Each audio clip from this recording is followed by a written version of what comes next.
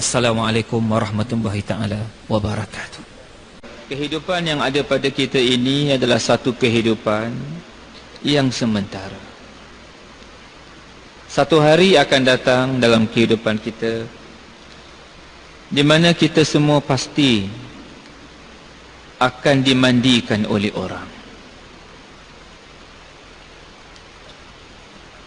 Hari ini kita boleh mandi sendiri. Kita boleh buat keputusan pukul berapa nak mandi, macam mana nak mandi, bila nak mandi, dekat mana nak mandi. Satu hari nanti orang yang akan tentukan bila kita akan dimandikan, di mana kita akan dimandikan, pukul berapa kita akan dimandikan, macam mana kita akan dimandikan. Orang yang akan buat keputusan untuk kita. Satu hari akan datang, tuan-tuan yang dimuliakan oleh Allah Subhanahu wa taala, di mana kita akan dikafankan oleh orang. Hari ini kita boleh buat keputusan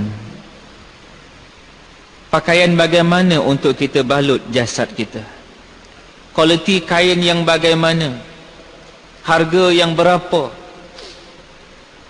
macam mana potongan untuk kita buat bagi membalut badan kita, menutup aurat kita. Kita boleh buat keputusan.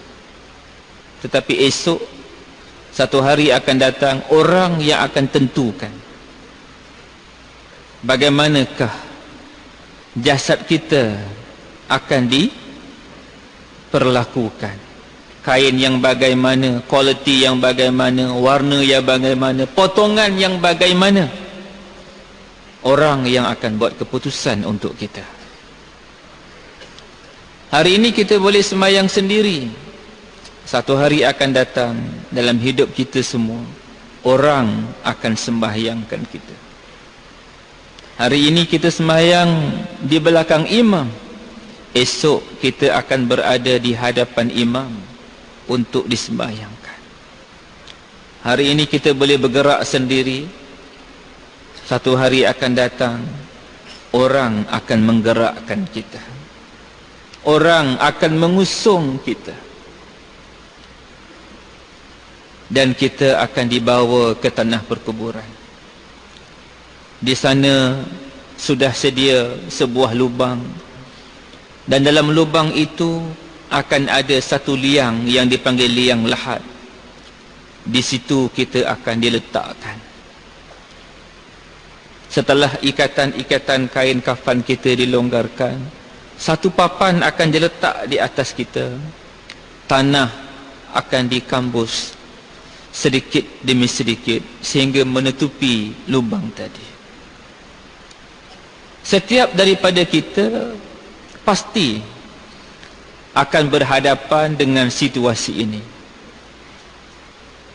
Bila? Wallahu a'lam.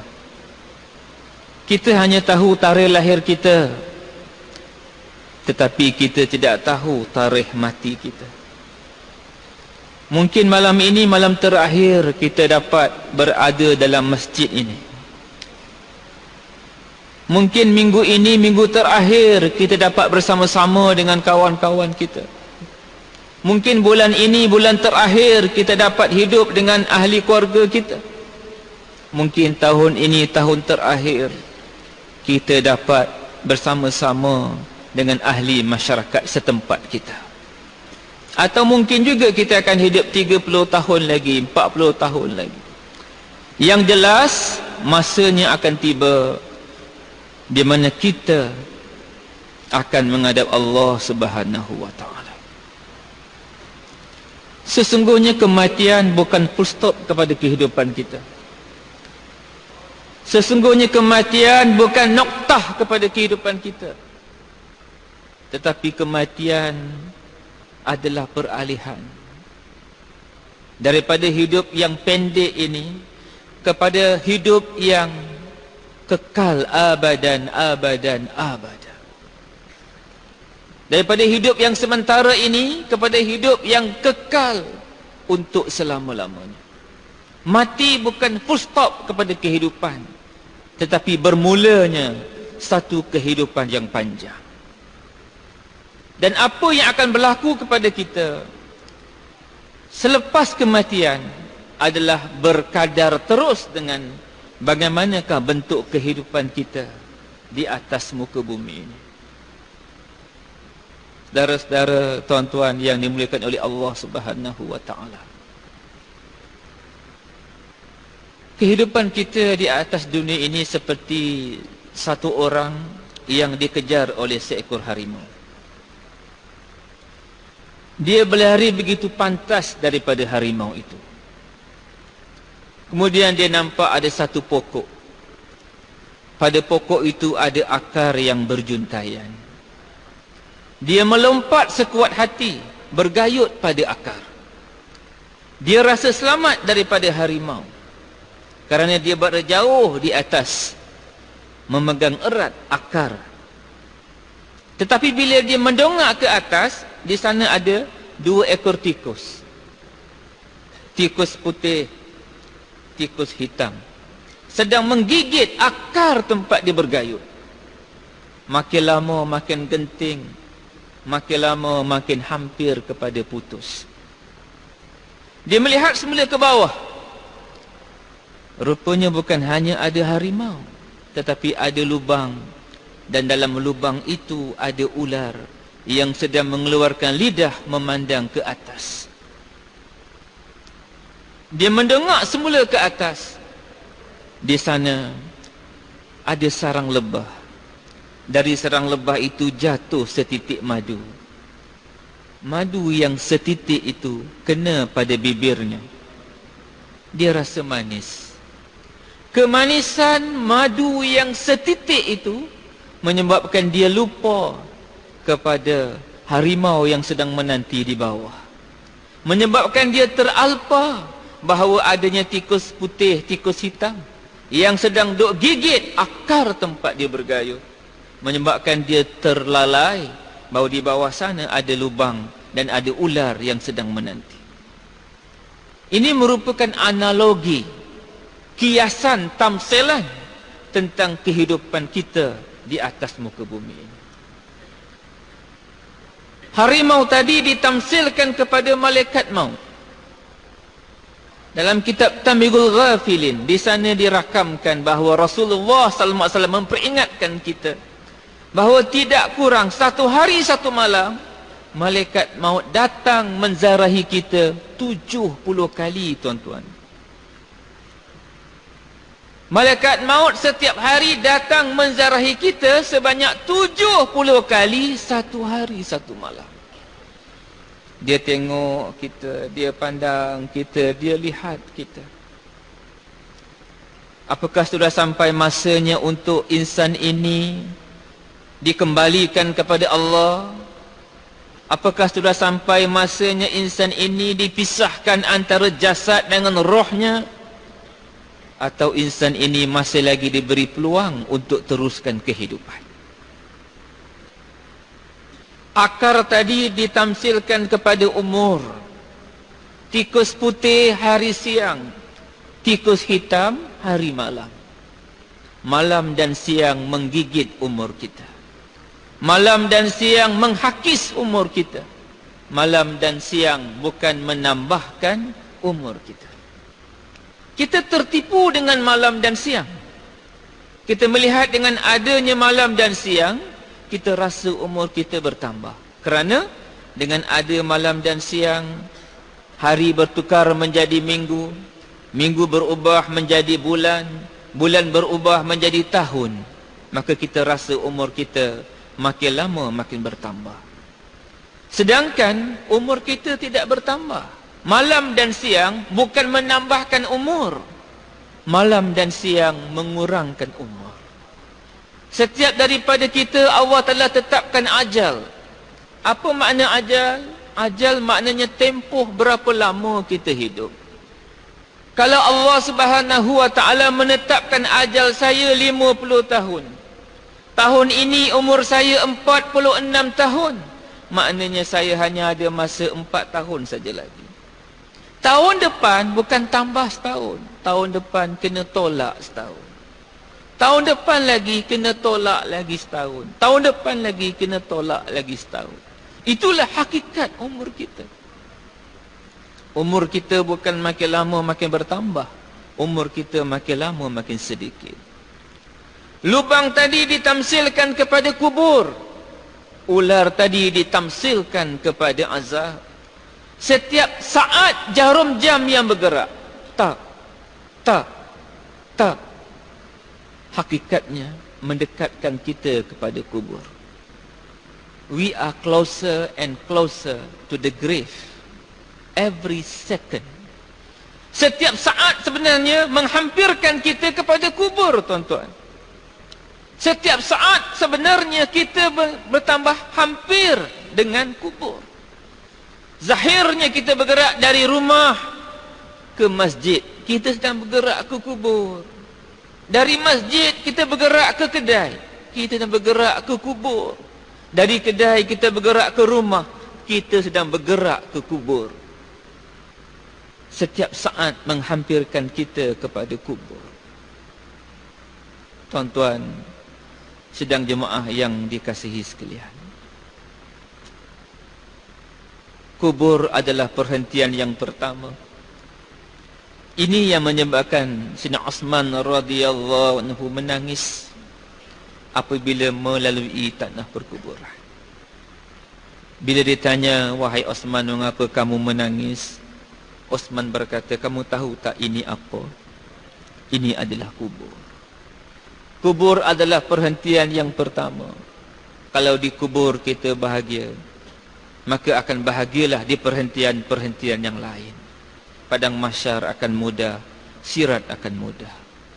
Tetapi kalau kubur sudah susah, kalau kubur sudah payah, maka akan sulit kita nantinya di perhentian-perhentian yang lain. Madu tadi ditamsilkan kepada dunia ini. Berapa ramai daripada manusia, asbab dunia yang sedikit, mereka lupa adanya malaikat maut yang datang setiap hari menziarahinya. Mereka teralpa bahawa umur mereka dimamah oleh malam dan siang. Umur mereka dihakis oleh malam dan siang. Umur mereka bukan bertambah, tetapi makin hari makin berkurangan asbab malam dan siang. Berapa ramai manusia asbab dunia yang menipu ini, mereka teralpa bahawa setiap saat mereka bertambah hampir kepada kubur. Allah ingatkan kita, wa ma hayatad dunya illa mata'ul ghurur. Sesungguhnya kehidupan dunia ini adalah kehidupan yang gurur, kehidupan yang penuh dengan tipu daya. Apabila kita cakap begini, bukan maknanya kita nak buang dunia, tetapi kita nak faham apakah hakikat dunia. Kehidupan kita seperti kapal dengan air. Kapal tak boleh berlayar kalau tidak ada air. Tetapi air tidak boleh masuk dalam kapal. Kalau air masuk dalam kapal, kapal akan tenggelam. Kapal akan gunakan air sebatas alat untuk mencapai matlamat. Apakah matlamat sebuah kapal? Matlamat sebuah kapal adalah pelabuhan. Matlamat sebuah kapal adalah pantai. Sama, ibaratnya kita adalah kapal. Dunia ini adalah air. Kapal perlu kepada air, kita perlu kepada dunia. Tetapi sebatas necessity of our life, sebatas alat untuk hidup, sebatas keperluan hidup, bukan tujuan hidup. Tujuan hidup, matlamat hidup, bagaimana kita boleh sampai ke pantai akhirat dengan selamat, bagaimana kita boleh sampai ke pelabuhan syurga dengan selamat. Walaupun dunia penting, walaupun air penting, air tak boleh masuk dalam kapal. Walaupun dunia penting, dunia tak boleh masuk dalam hati kita. Tuan-tuan dan puan-puan, saudara, sahabat-sahabat, rakan-rakan seperjuangan sekalian, inilah asas yang perlu kita jadikan sebagai paksi di dalam kita membicarakan Maulidur Rasul. Hari ini kita lihat hari besar Islam telah menjadi satu trend di mana-mana disambut. Bila datang bulan Muharram, maka orang akan bercakap tentang hijrah. Bila datang Rabiul Awal, orang akan bercakap tentang Maulidur Rasul. Nanti bulan Rejab akan sibuk membicarakan Isra' dan Mi'raj. Apakah tujuan kita mengadakan peringatan hari besar Islam? Dalam konteks kita pada malam ini, kita memperingati hari besar lahirnya Nabi kita Muhammad sallallahu alaihi wasallam. Kalau kita sekadar mengadakan program for the sake of program, maka kita akan rugi, tuan-tuan dan saudara-saudara sekalian. Sebenarnya peringatan hari besar Islam dalam konteks kita pada malam ini memperingati lahirnya Nabi kita, ianya bukan matlamat. Program ini bukan matlamat. Program ceramah yang diadakan ini bukan matlamat. Tetapi dia adalah alat. Alat untuk mencapai matlamat. Apakah matlamat kita sebenarnya? Dengan kita memperingati hari besar lahirnya Nabi kita Muhammad sallallahu alaihi wasallam, mudah-mudahan kita mendapat kekuatan untuk kita mempertingkatkan iman kita, untuk kita memperkasakan amal kita, untuk kita memperkemaskan persiapan kita untuk kembali kepada Allah Subhanahu wa taala. Tuan-tuan, saudara, sahabat-sahabat yang saya kasih sekalian, atas maksud itulah kita perlu betulkan niat kita. Mengapa kita berada di dalam majlis ini pada malam ini? Ianya bukan hanya semata-mata untuk kita mendengar ceramah, tetapi yang lebih penting adalah bagaimana dengan apa yang kita bincang ini mampu menjadi katalis, mampu menjadi pemangkin untuk menggerak kita, mempertingkatkan persiapan kita untuk kembali kepada Allah Subhanahu wa taala. Insya-Allah, tuan-tuan, kalau itu niat kita, kalau itu matlamat kita, maka ada beberapa perkara yang perlu kita lihat. Pertama sekali, kita perlu kenal dengan lebih dekat siapakah Muhammad ini. Insan yang hari jadinya disambut, diingati, dikenang. Sampai bila, tuan-tuan? Insya-Allah selagi ada dunia ini sampai kiamat, hari lahirnya Nabi kita akan diingati. Hari ini ramai orang hari lahirnya diingati, tetapi semasa dia hidup sahaja. Bila dia mati, maka ianya tinggal dalam kenangan, tinggal dalam sejarah. Tetapi Rasulullah SAW, walaupun baginda telah wafat, tetapi hari lahirnya diingati. So, siapakah insan ini? Siapakah insan hebat ini yang hari jadinya disambut di seluruh dunia sampai kiamat? Ini kita kena faham dulu, tuan-tuan, sahabat-sahabat sekalian. Untuk kita faham ini, kita perlu lihat kepada Al-Quran. Kerana tanpa kita memahami hakikat siapakah Muhammad ini, sukar untuk kita jadikan program malam ini sebagai alat untuk mempertingkatkan persiapan kita untuk kembali kepada Allah. Dalam Quran Allah tegaskan, A'udzubillahi minasyaitonirrajim. Wa ma kana Muhammadun aba ahadin min rijalikum walakin Rasulullah wa khataman nabiyyin. Wa ma kana Muhammadun aba ahadin min rijalikum. Muhammad itu bukan ayah kepada kamu. Muhammad itu bukan bapa kepada kamu. Walakin Rasulullah. Muhammad itu adalah Rasul Allah. Wa khataman nabiyyin. Dan Muhammad itu adalah penutup kepada nabi-nabi. Daripada ayat ini ada 3 perkataan yang kita kena faham. Pertama Rasul, kedua Nabi, ketiga Khataman Nabiyyin. Kita berangkat kepada Rasul dan Nabi. Apa makna Rasul? Apa makna Nabi? Apa perbezaan antara Rasul dan Nabi? Ini asas yang perlu kita fahami. Perbezaan antara Nabi dengan Rasul seperti bumi dengan langit. Satu orang Nabi adalah satu orang laki-laki yang padanya diberi wahyu oleh Allah. Tetapi wahyu itu hanya untuk dirinya saja. Satu orang Nabi, dia tidak diberi authority oleh Allah. Dia tidak diberi wewenang oleh Allah. Dia tidak diberi mandat oleh Allah untuk menyampaikan wahyu yang dia dapat kepada orang lain. Satu orang Nabi hanya bertanggungjawab untuk terima wahyu dan amalkan wahyu dalam kehidupannya. Kehidupannya menjadi contoh kepada umatnya, kepada masyarakat di mana ia diutuskan. Dia tidak diberi pertanggungjawaban.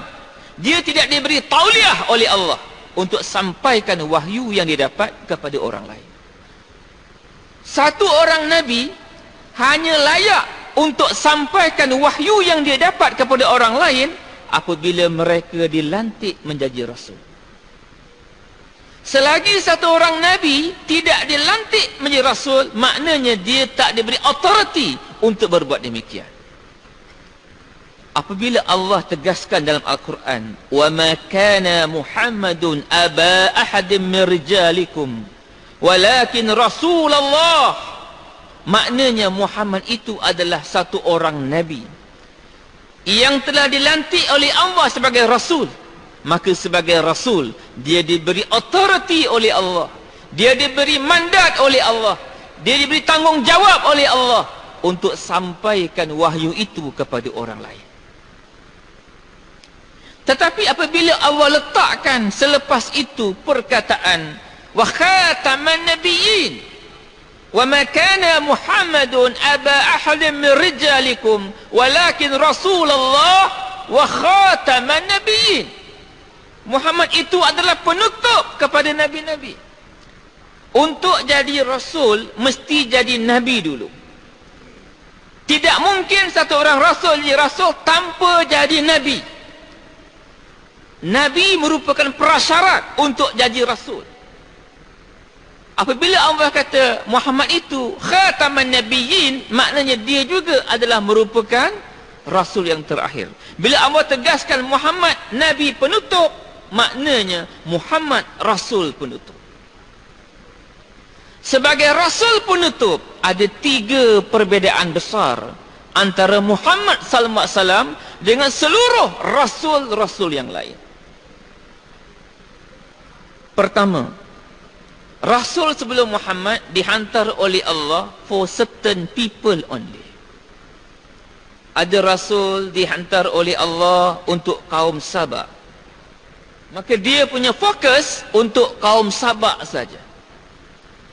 Dia tak diberi mandat untuk melihat kaum lain, bangsa lain. Ada Rasul dihantar untuk kaum Ad, maka dia punya fokus untuk orang-orang dari kalangan kaum Ad saja. Dia tidak diberi pertanggungjawaban untuk melihat kaum lain, bangsa lain. Muhammad khataman nabiyyin, walaupun dia orang Quraisy, dia bukan dihantar untuk orang Quraisy sahaja. Muhammad walaupun dia orang Arab, dia bukan dihantar untuk orang Arab sahaja. Muhammad khataman nabiyyin, dia dihantar oleh Allah for all human being, for all mankind, untuk seluruh umat manusia. Kedua, Muhammad berbeza dengan Rasul sebelumnya dari segi Rasul sebelumnya dihantar for certain place only, untuk tempat-tempat tertentu saja. Ada Rasul dihantar ke Mesir, Nabi Musa dihantar ke Mesir, maka dia punya fokus hanya untuk Mesir saja. Dia tidak diberi pertanggungjawaban untuk melihat orang di negara yang lain. Ada rasul yang dihantar ke Madian, ada rasul dihantar ke Palestin, maka fokusnya, teritorinya adalah orang-orang di dalam negara, tempat di mana mereka dihantar. Mungkin sebuah qaryah, mungkin sebuah negeri, mungkin sebuah negara. Tetapi Rasulullah SAW, walaupun dia lahir di Mekah, dia bukan dihantar untuk Mekah saja.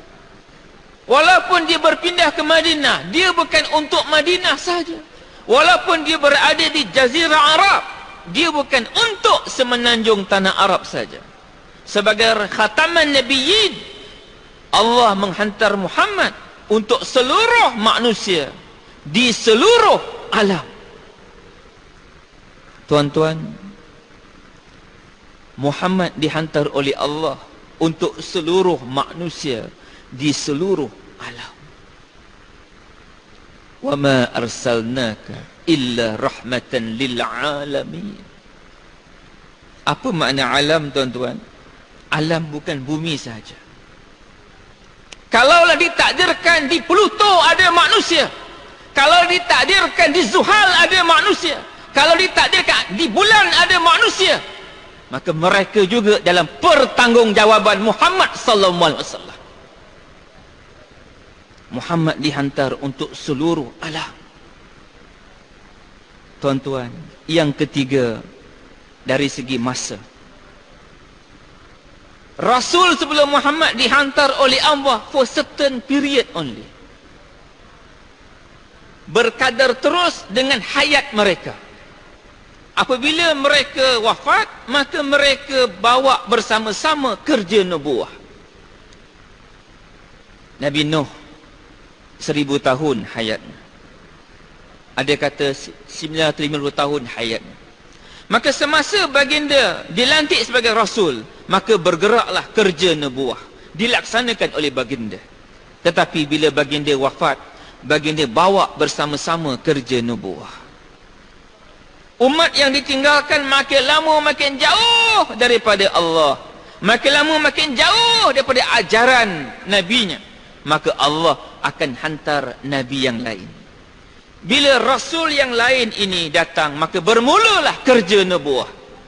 Sampai bila? Sampai dia wafat. Bila dia wafat, terhentilah kerja nubuah. Tetapi Muhammad sallallahu alaihi wasallam, walaupun umurnya 63 tahun, tetapi apabila baginda wafat, pintu kerja nubuah tidak tertutup, tetapi pintu kerja nubuah terbuka luas sampai kiamat. Muhammad khataman nabiyyin dihantar oleh Allah untuk seluruh manusia di seluruh alam sampai kiamat, tuan-tuan. Ini yang perlu sama-sama kita fahami. Ini perlu sama-sama kita insafi. Bagaimanakah Nabi kita Muhammad sallallahu alaihi wasallam yang umurnya hanya 63 tahun. Daripada 63 kita kena tolak 40. 63 tolak 40, 23 tahun saja yang telah diinfakkan, yang telah digunakan oleh Nabi untuk melaksanakan tugas yang besar ini. 10 tahun di Mekah, 13 tahun di Mekah, 10 tahun di Madinah. Kemudian baginda wafat. Sebab itu, tuan-tuan, saudara-saudari yang saya muliakan, di sinilah peranan kita. Di sinilah peranan kita sebagai umat Muhammad sallallahu alaihi wasallam.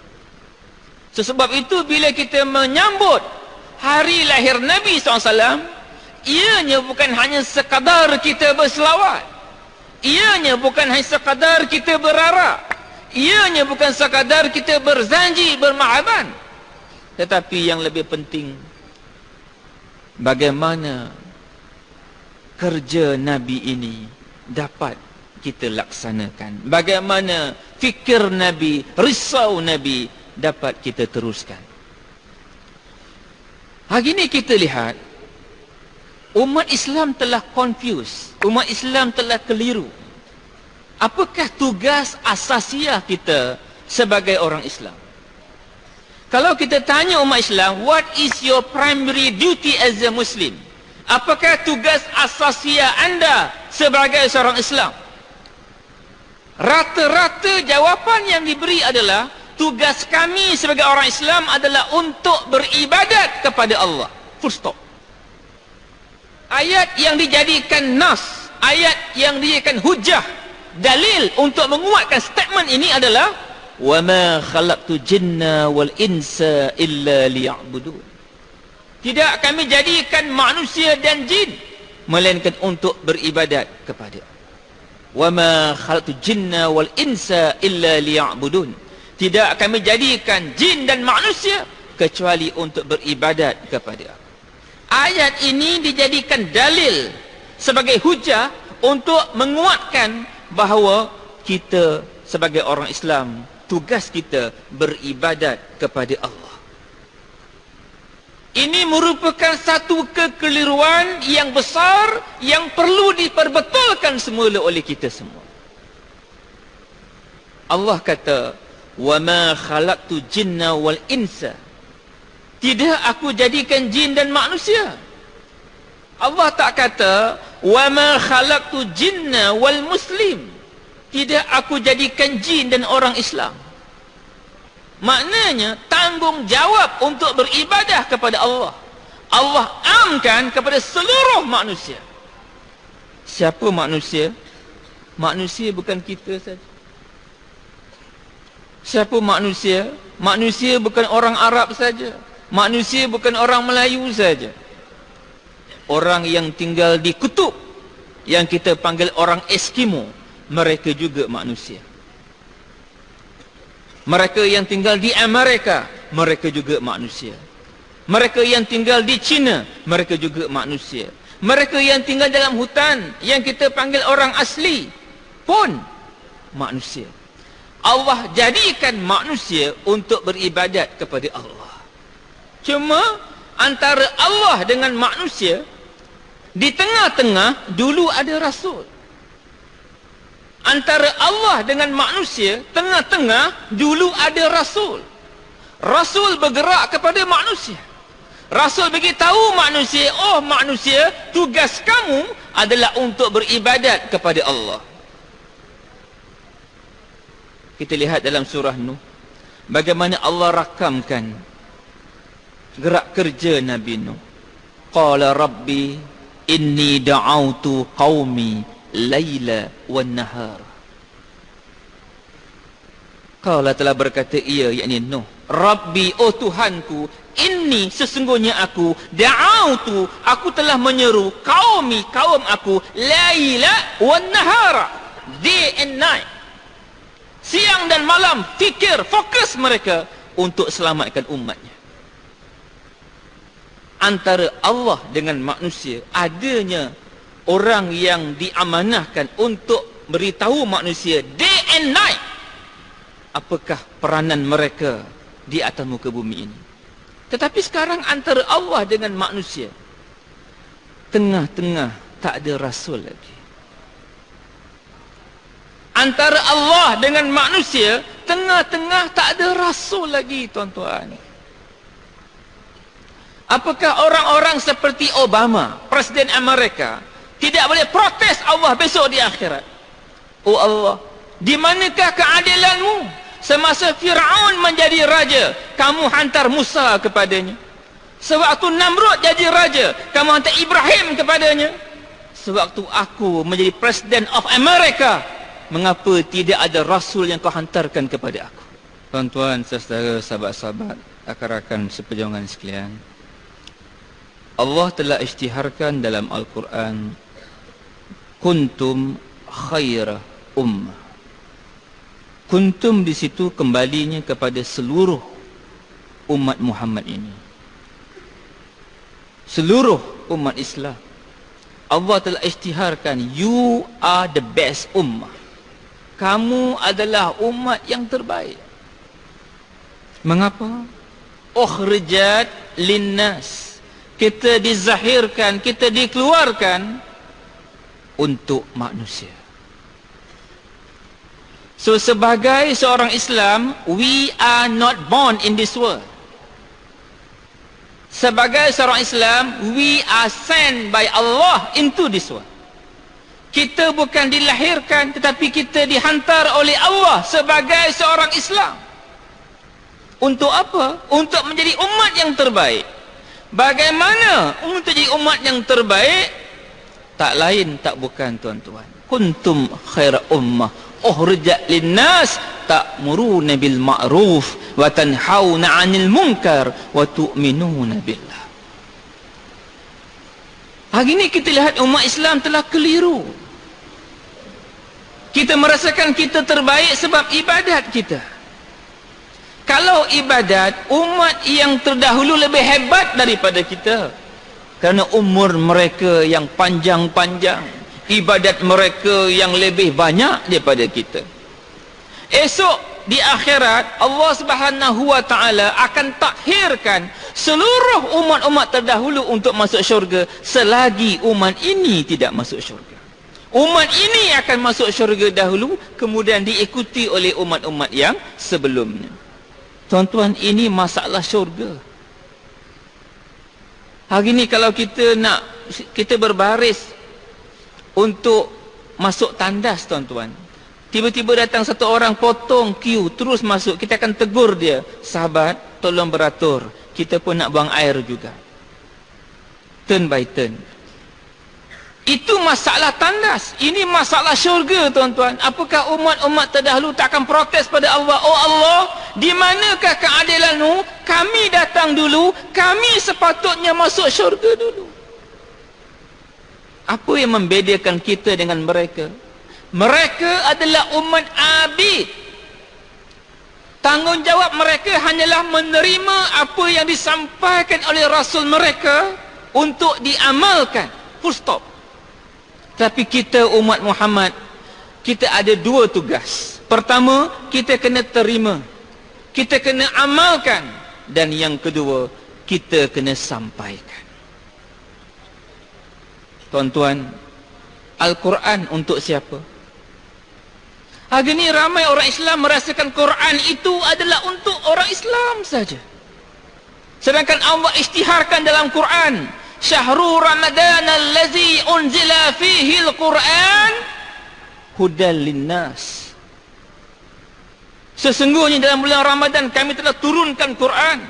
Quran ini adalah guidance, petunjuk untuk siapa? Hudan linnas.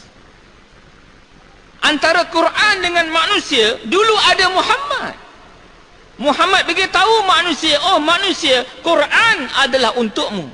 Sekarang antara Quran dengan manusia, tengah-tengah tak ada lagi Muhammad sallallahu alaihi wasallam. Yang ada adalah kita sebagai umatnya. Maka kita berperanan sebagai khaira ummah ukhrijat linnas untuk beritahu manusia, oh manusia, Quran ini milikmu. Quran ini petunjuk untukmu. Islam diyunnas, Islam agama untuk manusia. Allah Rabbun Nas, Allah Rabb bagi manusia. Nabi dah tak ada, Rasul dah tak ada, tuan-tuan. Di hadapan kita berbondong-bondong manusia mati tanpa iman. Di hadapan kita berbondong-bondong manusia mati tanpa Islam. Apakah kita akan selamat besok di akhirat? Untuk kita mudah faham perkara ini, tuan-tuan, tamsilan yang boleh kita lihat adalah ibaratnya seperti satu orang. Satu orang kaya, dia ada satu orang tukang kebun. Dia beri tukang kebun ini 5 tanggungjawab. Pertama, tukang kebun ini kena jaga rumahnya. Kedua, tukang kebun ini kena jaga binatang ternakannya. Ketiga, tukang kebun ini kena jaga tamannya. Keempat, tukang kebun ini kena jaga kenderaannya. Kelima, tukang kebun ini kena jaga pintu besar rumah. Setiap hari tukang kebun ini buat kerjanya dengan baik. Satu hari, si kaya dengan isteri keluar bersia-sia jauh sedikit daripada rumah. Dalam rumah ada anak yang umurnya mungkin dalam 6 tahun atau 7 tahun. Masa itu sedang tidur, kemudian bangun dan bermain dalam rumah, kemudian pergi ke halaman dan masuk ke taman. Di taman, tukang kebun sedang bekerja. Anak ini bermain dan dia berlari makin lama makin dekat dengan satu lubang dalam taman itu.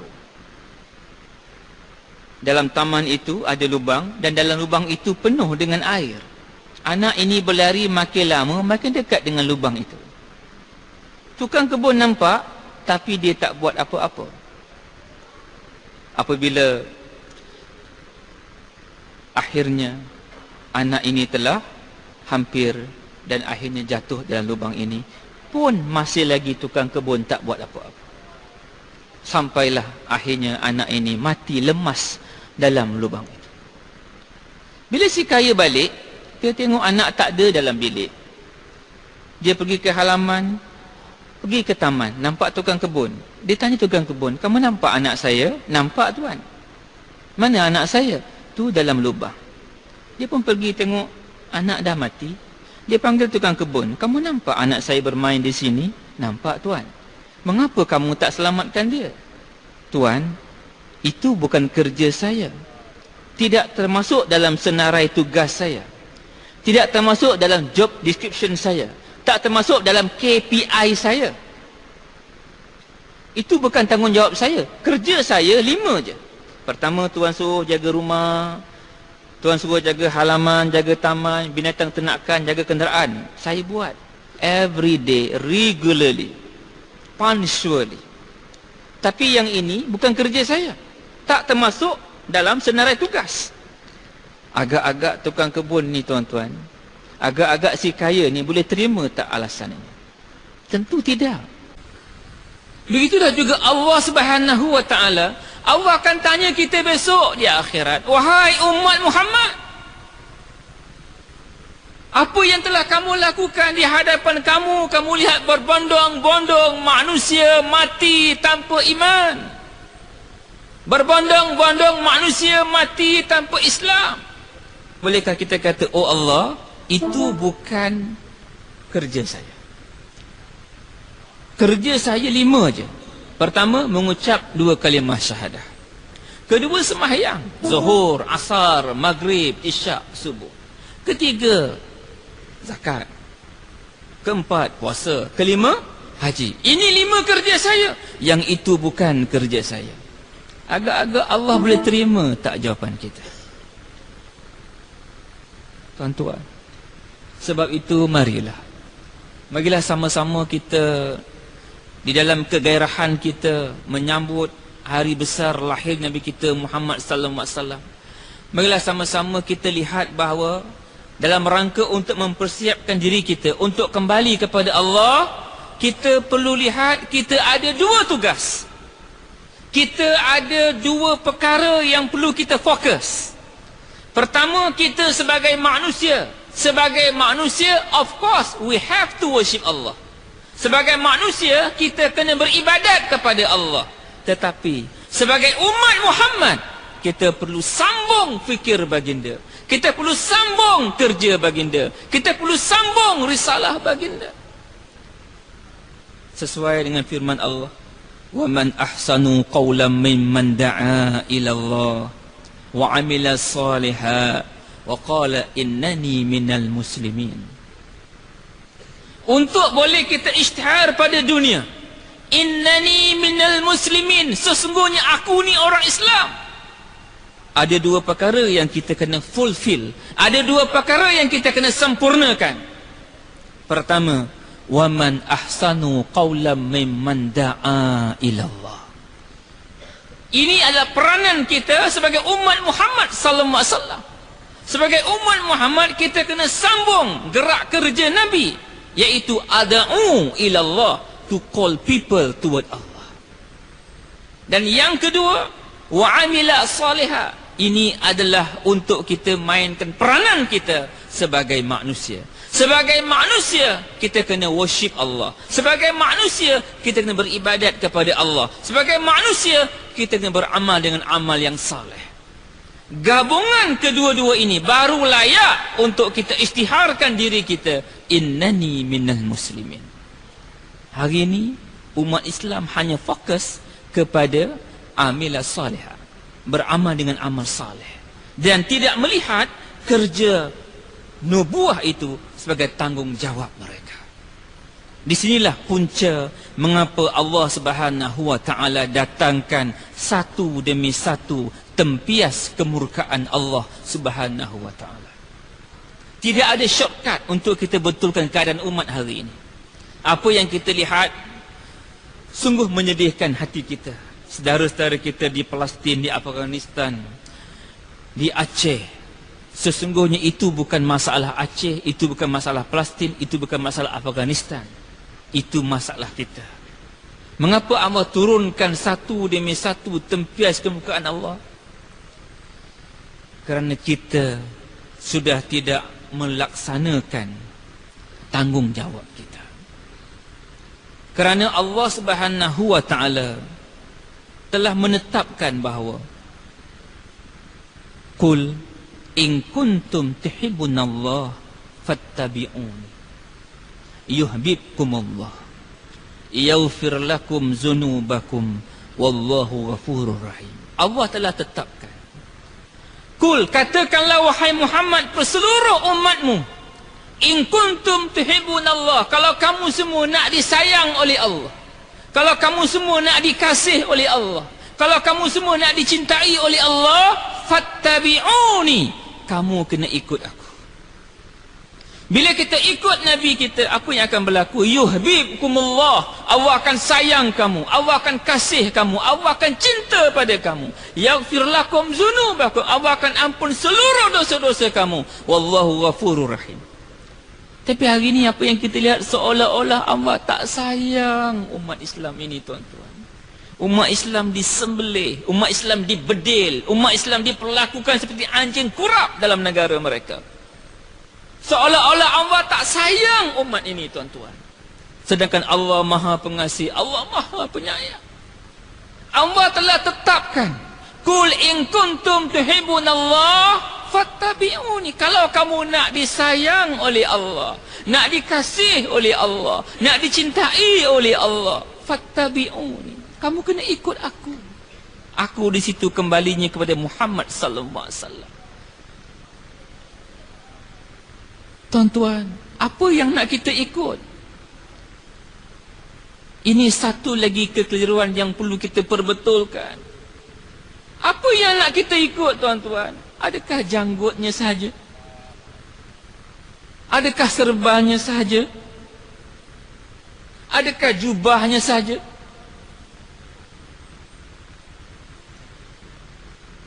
Allah telah tegaskan, Qul hazihi sabili ad'u ila Allah ala basiratin ana wa manittaba'ani. Qul, katakan wahai Muhammad kepada seluruh umatmu, hazihi sabili, inilah satu-satunya jalan. Kalau kita nak ittiba' Rasul, nak ikut Muhammad, tak ada banyak jalan, hanya ada satu jalan saja, tuan-tuan. Satu jalan saja. Kalau kita nak Allah sayang kita, kita kena ikut Muhammad. Dan tidak ada banyak jalan. Jalannya hanya satu saja. Apakah jalan itu? Qul hazihi sabili ad'u ila Allah. Ajak manusia kepada Allah. Ini induk sunnah. Kerana inilah Allah hantar Rasul. Kerana inilah Allah hantar Muhammad. To call people toward Allah. Ini yang perlu kita ittiba'. Ini yang perlu kita jadikan asas dalam kehidupan kita sebagai umat Muhammad sallallahu alaihi wasallam. Qul hazihi sabili ad'u ila Allah ala basirati. Atas perkara yang jelas, yang benar, yang hak, yang terang. Ana, aku, wa manittaba'ani, dan mereka-mereka yang mengatakan mereka mengikuti aku. Mereka yang mengatakan mereka umatku. Kalau kita kata kita umat Muhammad, maka kita perlu ambil jalan ini. Inilah prasyarat untuk Allah sayang umat ini. Jika tidak, Allah akan takhirkan kasih sayangnya. Tuan-tuan, untuk itu, marilah sama-sama untuk kita membetulkan keadaan umat ini. Tidak ada jalan pendek. Kita perlu bangunkan semula kerja Nabi sallallahu alaihi wasallam. Di sinilah sebenarnya asas kasih sayang Allah ke atas kita. Apa yang berlaku kepada Ahlu Badar, 313 orang mampu untuk kalahkan tentera musuh yang ramai. Allah hantar malaikat bersama dengan mereka. 313 boleh mampu untuk kalahkan tentera musuh yang hebat, yang ramai. Kerana apa? Kerana kasih sayang Allah bersama dengan mereka. Mengapa kasih sayang Allah bersama dengan mereka? Sehingga Allah beri cash bantuan kepada mereka.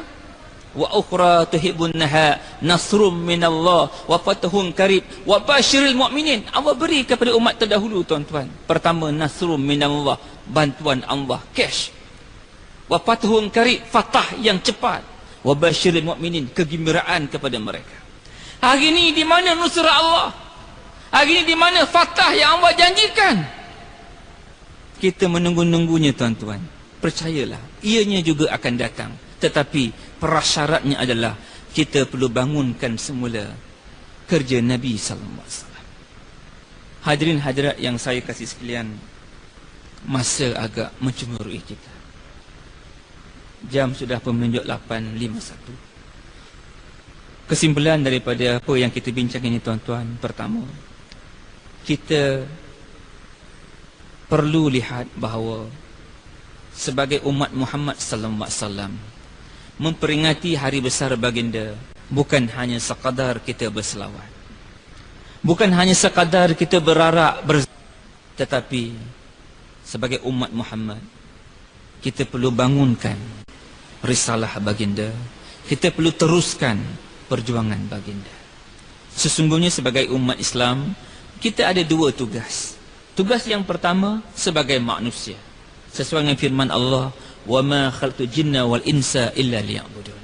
Tugas kita sebagai manusia, of course we have to worship Allah. Kita kena beribadat kepada Allah.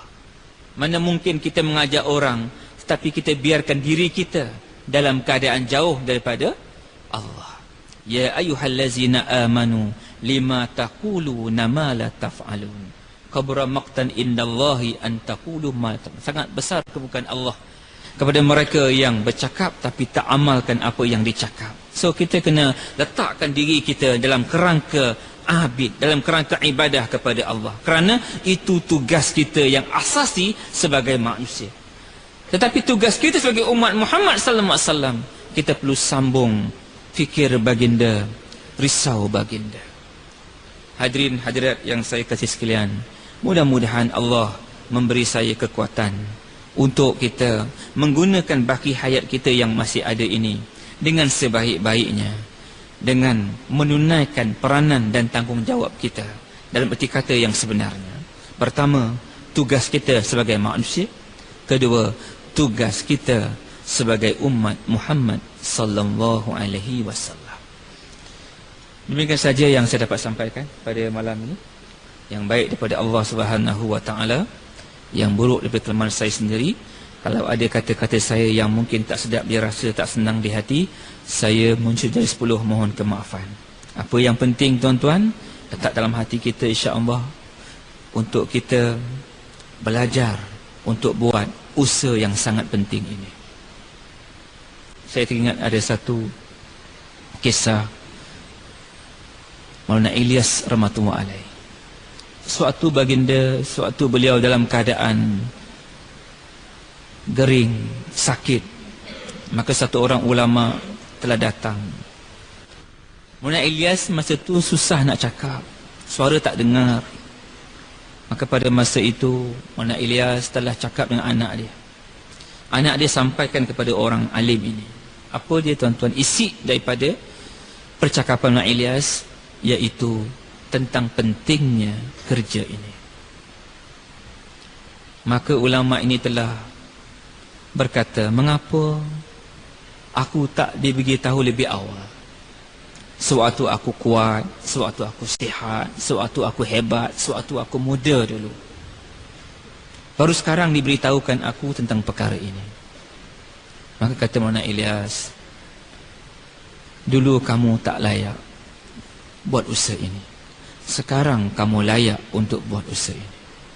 Maknanya apa, tuan-tuan? Sesungguhnya usaha ini bukan usaha untuk popular, Usaha ini bukan usaha untuk dapat nama dan pangkat, untuk dapat dunia. Tapi usaha ini perlu kita dilaksanakan dengan penuh keikhlasan hati. Sedar diri bahawa kita adalah umat Muhammad sallallahu alaihi wasallam. Di atas bahu kita ada amanah yang besar yang perlu kita laksanakan. Atas masa itu, marilah kita azam untuk kita keluar jalan Allah Subhanahu wa taala dengan mengikut tertib dan nisab yang telah disusun oleh ulama-ulama kita. Mengikut kadar kemampuan kita ke hujung-hujung dunia, insya-Allah. Mudah-mudahan Allah terima saya dan terima tuan-tuan. Sekian, assalamualaikum warahmatullahi taala wabarakatuh.